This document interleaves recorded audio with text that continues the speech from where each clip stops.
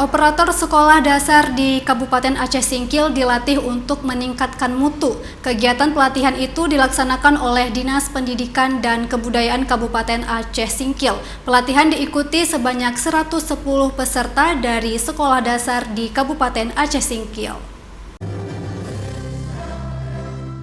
Dalam upaya peningkatan mutu, para operator sekolah dasar Singkil diberikan pelatihan. Kegiatan yang dilaksanakan oleh Bidang Guru dan Tenaga Kependidikan Dinas Pendidikan dan Kebudayaan Kabupaten Aceh Singkil ini berlangsung selama 3 hari di salah satu hotel di Kota Subul Salam.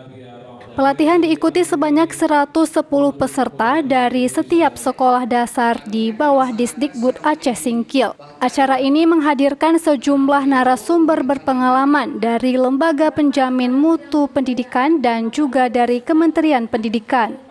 Kepala Bidang Guru dan Tenaga Kependidikan Disdikbud Aceh Singkil juga tampil menjadi salah satu pembicara. Para peserta diberikan waktu untuk memberikan pertanyaan juga menyampaikan kesulitan-kesulitan yang mereka hadapi sebagai operator. Kegiatan pelatihan tenaga kependidikan khususnya operator sekolah jenjang sekolah dasar. Adapun jumlah pesertanya adalah sebanyak 110 peserta. Yang insya Allah narasumber yang kita panggil pada kegiatan ini kita datangkan dari LPMP dan dari Kementerian Pendidikan terkait aturan-aturan terbaru tentang pengisian data Dapodik.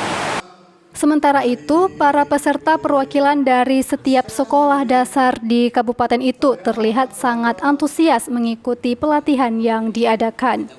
Salah seorang peserta Hizwar Huta Barat mengapresiasi kegiatan pelatihan bagi para operator sekolah dasar ini. Memang sangat luar biasa, yang dimana pelatihan ini bisa kami pecahkan permasalahan-permasalahan yang ada di sekolah maupun di lapangan.